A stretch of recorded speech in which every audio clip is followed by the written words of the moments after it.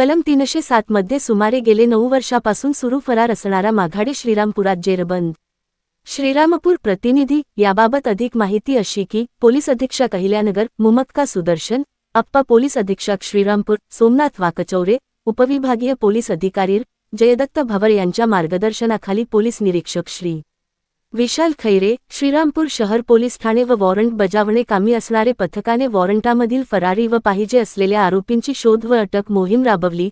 त्यामध्ये श्रीरामपूर शहर पोलीस ठाणे गुन्हा रजिस्टर नंबर 181/2017 भारतीय दंड विधी कलम 3073243231431417148149504506 अन्वये दाखल गुन्ह्यामध्ये फरारी आरोपी नामे बाबा नानासाहेब माघाडे, राहणार दत्तनगर, तालुका श्रीरामपूर हा फरार होता।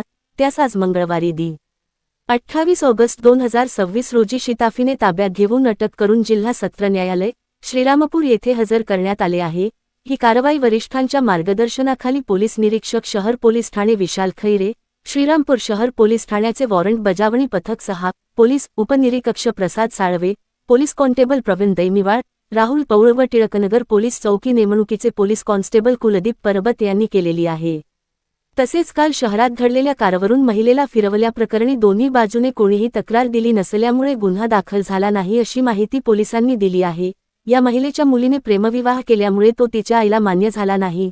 सबब मुलीच्या आईने बोनेटवर बसत विरोध दर्शविला व चालकाने गाडी थांबवली नाही म्हणून कालची घटना घडली होती असे समजते।